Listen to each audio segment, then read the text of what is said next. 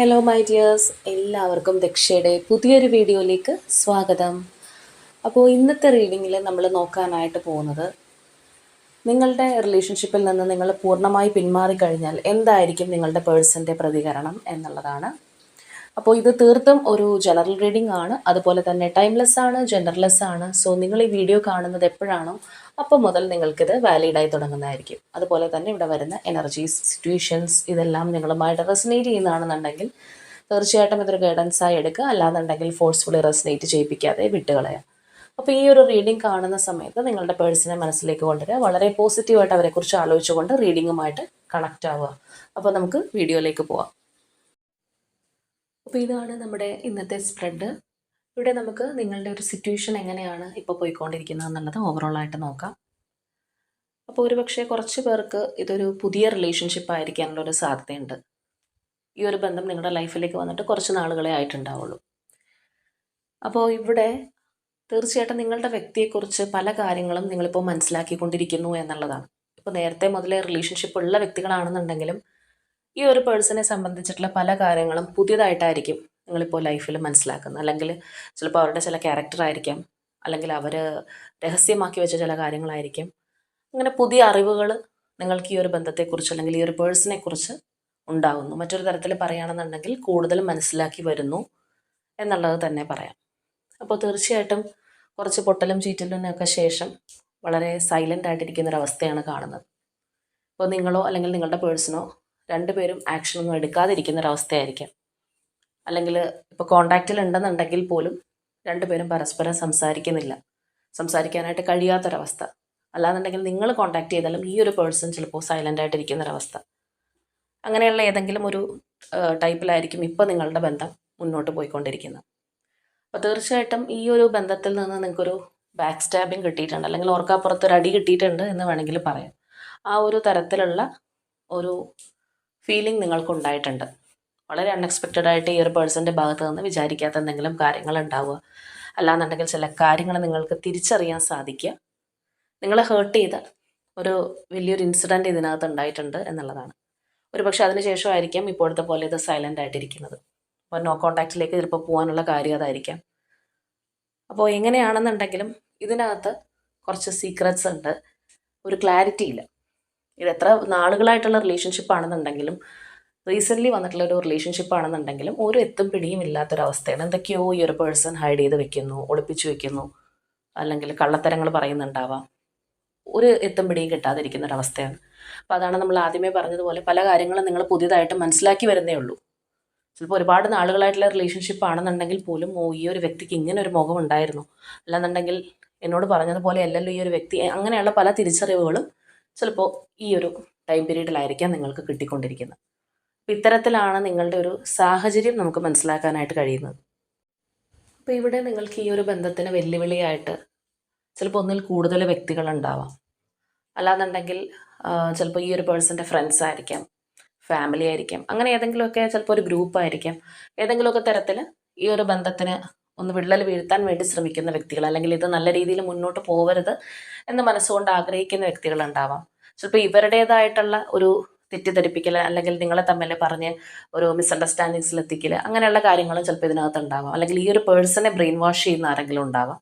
അപ്പോൾ അതുപോലെയുള്ള ഒരു എനർജി നമുക്കിതിനകത്ത് കാണാനായിട്ട് കഴിയുന്നുണ്ട്. അപ്പോൾ ഓവറോൾ ഇങ്ങനെ പല കാര്യങ്ങളും നടക്കുന്നതുകൊണ്ട് തന്നെയാണ് നിങ്ങൾക്കൊരു ക്ലാരിറ്റി ഇല്ലാത്തത്. അപ്പോൾ നിങ്ങളെ സംബന്ധിച്ച് പറയുകയാണെന്നുണ്ടെങ്കിൽ നിങ്ങളും ഈ ഒരു റിലേഷൻഷിപ്പിനകത്ത് സ്റ്റക്കാണ്. ഒരു ഡിസിഷൻ എന്ത് ചെയ്യണം എന്ന് നിങ്ങൾക്ക് തന്നെ അറിയില്ല.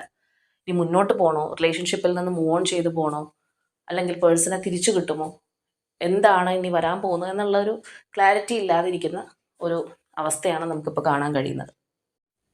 അതുപോലെ തന്നെ നിങ്ങളുടെ വ്യക്തിയെക്കുറിച്ച് പറയുകയാണെന്നുണ്ടെങ്കിലും വളരെ സ്ട്രോങ് ആയിട്ട് സംസാരിക്കുന്ന ഒരു പേഴ്സൺ ആയിരിക്കാം. ഇപ്പോൾ എന്തെങ്കിലും ആർഗ്യുമെൻറ്റ്സോ കാര്യങ്ങളോ ഒക്കെ വന്നു കഴിഞ്ഞാൽ പോലും ഈ ഒരു വ്യക്തിയോട് ചിലപ്പോൾ പിടിച്ചു നിൽക്കാൻ കഴിഞ്ഞില്ല എന്ന് വരും. കാരണം അവർക്ക് വേണ്ടിയിട്ട് വാദിച്ച് ഏതറ്റം വരെയും പോകുന്ന ഒരു പേഴ്സൺ തന്നെയാണ്. മാത്രമല്ല, ഇപ്പോൾ റിലേഷൻഷിപ്പിനകത്തുള്ള എന്തെങ്കിലും പ്രോബ്ലംസോ കാര്യങ്ങളൊക്കെ പറഞ്ഞു കഴിഞ്ഞാൽ തന്നെ ആ ഒരു വ്യക്തി മാക്സിമം അവരെ ന്യായീകരിച്ച് മാത്രമേ സംസാരിക്കുകയുള്ളൂ. അല്ലാന്നുണ്ടെങ്കിൽ അവരുടെ ഭാഗത്ത് മിസ്റ്റേക്ക് ഉണ്ടെങ്കിൽ പോലും അത് അക്സെപ്റ്റ് ചെയ്യാത്ത ഒരു പേഴ്സണെയാണ് നമുക്ക് കാണാനായിട്ട് കഴിയുന്നത്. ഇപ്പോൾ ചില വ്യക്തികൾക്കൊരു ക്യാരക്ടറുണ്ട്, ഒരു ചെറിയ കാര്യം ചെയ്തു കഴിഞ്ഞാൽ പോലും ഞാൻ നിനക്കത് ചെയ്തു തന്നില്ലേ, അല്ലെങ്കിൽ ഇത് ചെയ്തു തന്നില്ലേ.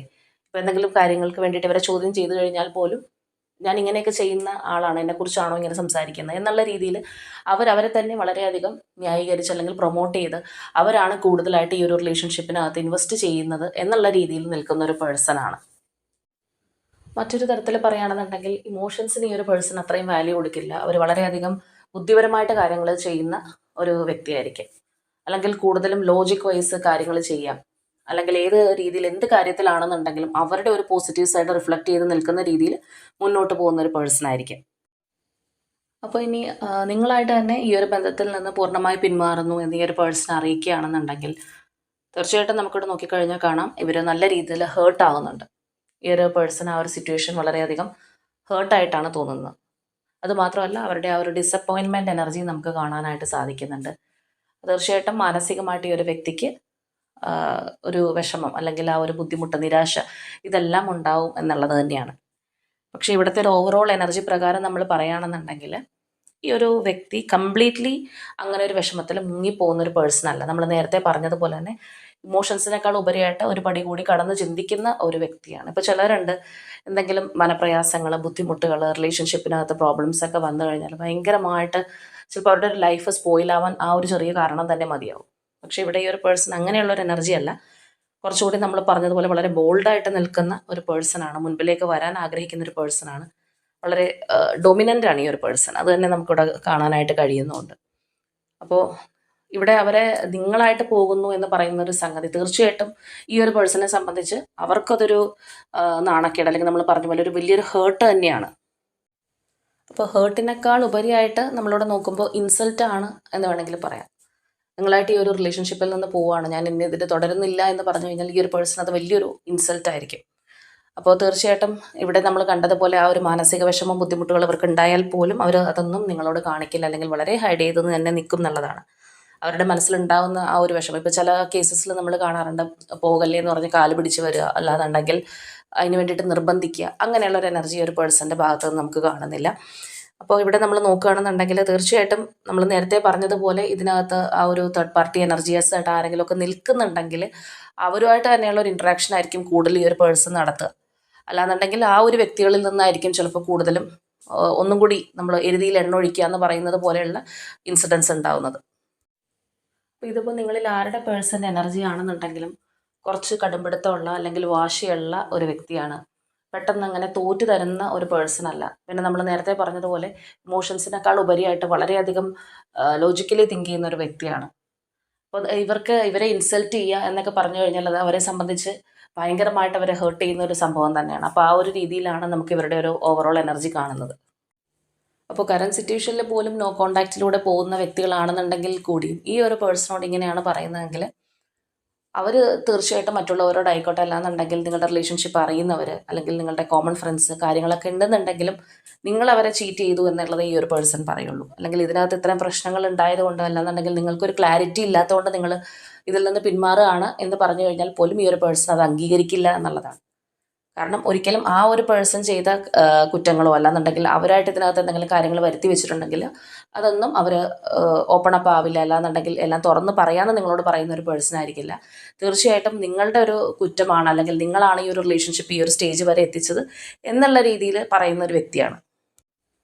അതുപോലെ തന്നെ തീർച്ചയായിട്ടും നിങ്ങളെ സ്പൈ ചെയ്യുന്ന ഒരു എനർജി നമുക്ക് കാണാനായിട്ട് കഴിയുന്നുണ്ട്. നിങ്ങൾ എന്ത് ചെയ്യുന്നു, അല്ലെങ്കിൽ നിങ്ങളുടെ ഒരു ആറ്റിറ്റ്യൂഡ് എന്താണ്, അല്ലെങ്കിൽ ചിലപ്പോൾ നിങ്ങൾ ഏതെങ്കിലും മറ്റൊരു റിലേഷൻഷിപ്പിലേക്ക് പോകാൻ വേണ്ടിയിട്ട് ഇവർ ഒഴിവാക്കിയതാണോ എന്നുള്ളതെല്ലാം അറിയാൻ വേണ്ടിയിട്ട് ഈ ഒരു പേഴ്സൺ ചിലപ്പോൾ നിങ്ങളുടെ പുറകെ തന്നെ ഉണ്ടാവും, അല്ലെങ്കിൽ നിങ്ങൾ അറിയാതെ നിങ്ങളെ നിരീക്ഷിക്കുന്നുള്ളതാണ്. ഇപ്പോൾ ചിലരാണെന്നുണ്ടെങ്കിൽ അങ്ങനെയുള്ള ഒരു സിറ്റുവേഷൻ വരികയാണെന്നുണ്ടെങ്കിൽ ഇനി എനിക്ക് അവരെക്കുറിച്ച് ഒന്നും അറിയണ്ട എന്ന് പറഞ്ഞിട്ട് കംപ്ലീറ്റ്ലി അതിൽ നിന്ന് പോകുന്ന വ്യക്തികളുണ്ട്. ഇനി ആ ഒരു പേഴ്സൺ എന്ത് വേണമെങ്കിലും ആയിക്കോട്ടെ, എനിക്ക് ഇനി അവരെക്കുറിച്ചുള്ള ഒരു കാര്യം അറിയണ്ട എന്നുള്ളത്. പക്ഷേ ഈ ഒരു പേഴ്സൺ തീർച്ചയായിട്ടും നിങ്ങളെ ഫോളോ ചെയ്യുന്നുള്ളതാണ്. അപ്പോൾ എന്താണെന്നുണ്ടെങ്കിലും ഭയങ്കരമായിട്ട് വാശിയുള്ള ഒരു പേഴ്സണെയാണ് നമുക്ക് കാണാനായിട്ട് കഴിയുന്നത്. ചിലപ്പോൾ ഈ ഒരു വ്യക്തിയുടെ ക്യാരക്ടർ അങ്ങനെ തന്നെ ആയിരിക്കാം, ഭയങ്കര വാശിയുള്ള ഒരു വ്യക്തിയായിരിക്കാം. ചെറിയൊരു കാര്യങ്ങൾ പോലും പറഞ്ഞു കഴിഞ്ഞാൽ, ഇപ്പോൾ ചില കോമഡിക്ക് ചില കാര്യങ്ങൾ പറഞ്ഞു കഴിഞ്ഞാൽ പോലും അത് വലിയ സീരിയസ് ആയിട്ട് എടുക്കുന്ന ആൾക്കാരുണ്ട്, ഭയങ്കരമായിട്ട് ഹേർട്ട് ചെയ്യും, അല്ലെങ്കിൽ അവരെ അത് ഇൻസൾട്ട് ചെയ്തതായിട്ടൊക്കെ ആയിരിക്കും അവർക്ക് ഫീൽ ചെയ്യുന്നത്. അതുപോലെയുള്ളൊരു പ്രകൃതമാണ് ഈ ഒരു പേഴ്സൺ എന്ന് തോന്നുന്നു. അപ്പോൾ തീർച്ചയായിട്ടും ഇത് നിങ്ങളുടെ പേഴ്സൻ്റെ എനർജി ആണെന്നുണ്ടെങ്കിൽ മാനസികമായിട്ട് ഈ ഒരു ബന്ധത്തിൽ നിന്ന് പൂർണ്ണമായിട്ടും മുന്നോട്ട് പോകാം, അല്ലെങ്കിൽ ഇതെനിക്ക് വേണ്ട, ഇതിൽ നിന്ന് മൂവ് ഓൺ ചെയ്തേക്കാം എന്നുള്ള അത്രയും നമ്മൾ ഒരു സ്ട്രോങ് ആയിട്ടുള്ള ഡിസിഷൻ എടുക്കാതെ ഇവരോട് തമാശയ്ക്ക് അല്ലാന്നുണ്ടെങ്കിൽ വെറുതെ ഒന്ന് ചൊറിഞ്ഞു നോക്കാം എന്നുള്ള രീതിയിലൊക്കെ ഇവരോട് ഞാൻ ഇതിൽ നിന്ന് പോവുകയാണ് പിന്മാറുകയാണെന്ന് പറഞ്ഞു കഴിഞ്ഞാൽ ഭയങ്കരമായിട്ടുള്ള രീതിയിൽ തന്നെ ചിലപ്പോൾ ഇവർ പ്രതികരിച്ചെന്ന് വരും. അപ്പോൾ അതുകൊണ്ട് തന്നെ ആലോചിക്കാതെ ഒന്നും പറയാൻ പറ്റുന്ന ഒരു പേഴ്സൺ അല്ല ഇവരെന്ന് നമുക്കിവിടെ നിന്ന് മനസ്സിലാവുന്നുണ്ട്. അതുപോലെ തന്നെ നിങ്ങൾക്കിടയിൽ തേർഡ് പാർട്ടി ആയിട്ട് ആരെങ്കിലും നിലനിൽക്കുന്നുണ്ടെങ്കിൽ തീർച്ചയായിട്ടും ആ ഒരു ഭാഗത്തേക്കായിരിക്കും ഈ ഒരു പേഴ്സൺ കൂടുതൽ ഫോക്കസ് കൊടുക്കുക. അല്ലാന്നുണ്ടെങ്കിൽ ഈ ഒരു വ്യക്തിക്ക് മാനസികമായിട്ട് അവിടെ അത്ര താല്പര്യം ഉണ്ടാവണം എന്നൊന്നുമില്ല. എങ്കിൽ പോലും ചിലപ്പോൾ നിങ്ങളോടുള്ളൊരു വാശിക്കായിരിക്കാം, അല്ലെങ്കിൽ നിങ്ങളെ കാണിക്കാനായിരിക്കാം ആ ഒരു തരത്തിൽ കൂടുതലൊരു ഫോക്കസ് മറ്റൊരു ഭാഗത്തേക്ക് കൊടുക്കുന്ന ഒരവസ്ഥ. ഇപ്പോൾ ചിലരെ സംബന്ധിച്ചൊരു കാര്യമുണ്ട്, ഒരു റിലേഷൻഷിപ്പിൽ നിന്ന് പതിയെ പിന്മാറുന്ന ഒരു പ്രവണത, അല്ലാന്നുണ്ടെങ്കിൽ പാർട്ട്ണർ നമ്മൾ ഉപേക്ഷിച്ച് പോകുന്ന ഒരു അവസ്ഥയൊക്കെയാണെന്നുണ്ടെങ്കിൽ ആ ഒരു സിറ്റുവേഷൻ ഒന്ന് മറക്കാൻ വേണ്ടിയിട്ട് വേറെ ആരെങ്കിലും ലൈഫിലേക്ക് കൊണ്ടുവരും. അല്ലാന്നുണ്ടെങ്കിൽ ചിലപ്പോൾ ഒരു പുതിയ റിലേഷൻഷിപ്പിലേക്ക് ഏർപ്പെടുന്ന ആൾക്കാരൊക്കെ ഉണ്ട്. അതായത് അവർക്ക് ഈ ഒരു വിഷമവും കാര്യങ്ങളൊക്കെ എവിടെയെങ്കിലും ഇറക്കി വെക്കണം, അല്ലാന്നുണ്ടെങ്കിൽ അതൊന്ന് ബാലൻസ് ചെയ്യണം. അതിന് വേണ്ടിയിട്ട് പുതിയ റിലേഷൻഷിപ്പിലേക്ക് പോകുന്ന ആൾക്കാരൊക്കെ ഉണ്ട്. അപ്പോൾ ഇവിടെ ഈ ഒരു പേഴ്സണെ സംബന്ധിച്ച് പറയുകയാണെന്നുണ്ടെങ്കിൽ ഇപ്പോൾ നിങ്ങൾക്കിടയിൽ തേർഡ് പാർട്ടിയായിട്ട് ആരെങ്കിലുമൊക്കെ നിൽക്കുന്നുണ്ടെങ്കിൽ അവിടെ ആയിരിക്കും കൂടുതൽ ഒരു ടൈം സ്പെൻഡ് ചെയ്യുന്നത്.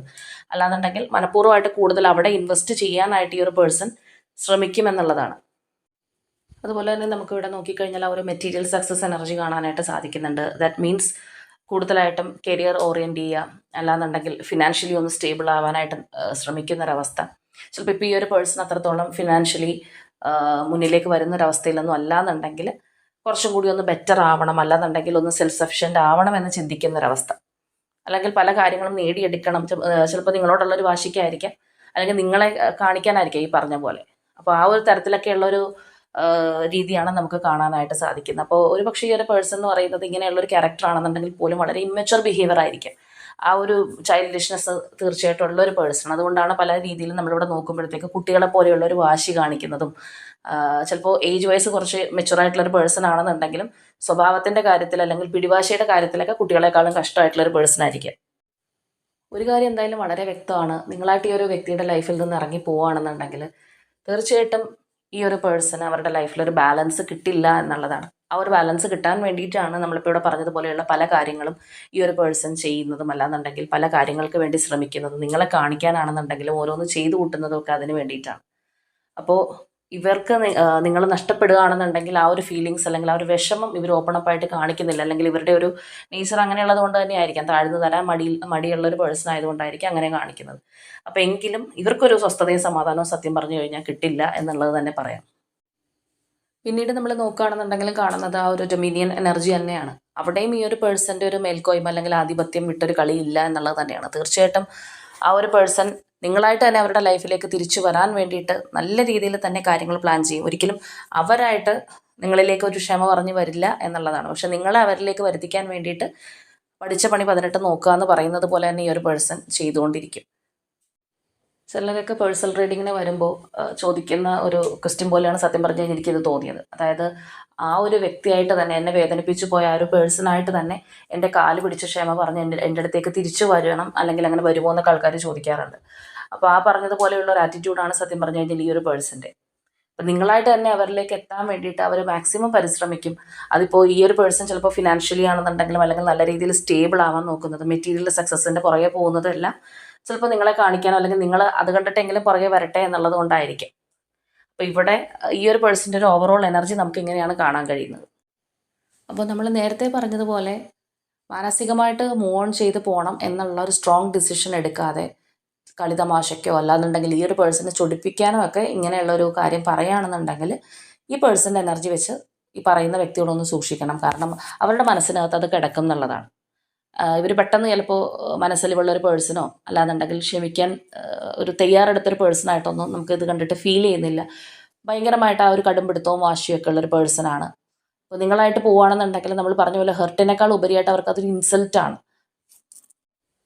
ഒരുപക്ഷെ നിങ്ങൾ തമ്മിൽ റിലേഷൻഷിപ്പിലുള്ള ഒരു സമയത്താണെന്നുണ്ടെങ്കിൽ പോലും ഈ ഒരു പേഴ്സൺ ചിലപ്പോൾ വഴക്കിടുമ്പോൾ ചെയ്ത കാര്യങ്ങൾ വിളിച്ചു പറയുന്നുണ്ടാവാം, അല്ലാന്നുണ്ടെങ്കിൽ ഏതെങ്കിലും പഴയ കാര്യങ്ങൾ ചെകഞ്ഞെടുത്ത് വീണ്ടും കുത്തിപ്പൊക്കി വഴക്കുണ്ടാക്കുന്ന ഒരു പ്രവണത കാണിക്കുന്നുണ്ടാവാം. കാരണം അതുപോലെയുള്ള ഒരു ഓവറോൾ എനർജിയാണ് നമുക്ക് ഇവരുടേതായിട്ട് കാണാൻ കഴിയുന്നത്.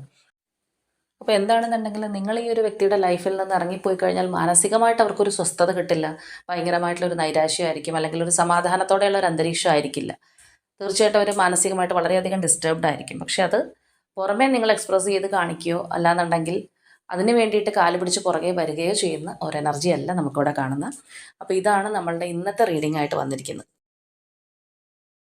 അപ്പോൾ ഇന്നത്തെ നമ്മുടെ റീഡിംഗ് എന്ന് പറയുന്നത് മൂവ് ഓൺ ചെയ്യാനായിട്ട് ആഗ്രഹിക്കുന്ന ആൾക്കാർ, അല്ലെങ്കിൽ ഞാൻ ഇതിൽ നിന്ന് പോകുന്നു എന്ന് പേഴ്സണോടൊന്ന് പറഞ്ഞു നോക്കാം, എന്തായിരിക്കും അവരുടെ ഒരു പ്രതികരണം എന്നറിയാനായിട്ട് ആഗ്രഹമുള്ള വ്യക്തികൾക്കൊക്കെ വേണ്ടിയിട്ടുള്ളതാണ്. അപ്പോൾ തീർച്ചയായിട്ടും ഇവിടെ പറഞ്ഞ ഈ ഒരു വ്യക്തിയുടെ പോലെയുള്ള ഒരു നേച്ചറാണ് നിങ്ങളുടെ പേഴ്സൻ്റേത്, അല്ലെങ്കിൽ ഇവിടെ പറഞ്ഞതുപോലെയുള്ള ഒരു സിറ്റുവേഷനാണ് നിങ്ങളുടേതെങ്കിൽ തീർച്ചയായിട്ടും കമൻറ്റ് ചെയ്യുക. അതുപോലെ തന്നെ റിലേഷൻഷിപ്പിലൊരു റീകൺസിലിയേഷനും സ്ട്രോങ് ബോണ്ടിങ്ങിനൊക്കെ വേണ്ടി വെയിറ്റ് ചെയ്യുന്ന ആൾക്കാരാണെന്നുണ്ടെങ്കിൽ തീർച്ചയായിട്ടും അതിന് വേണ്ടിയിട്ട് നിങ്ങൾ ക്ലെയിം ചെയ്യുക. അപ്പോൾ ഇന്നത്തെ നമ്മളുടെ റീഡിംഗ് ഇത്രയേ ഉള്ളൂ. നാളെ മറ്റൊരു റീഡിങ്ങുമായിട്ട് നമുക്ക് വീണ്ടും കാണാം.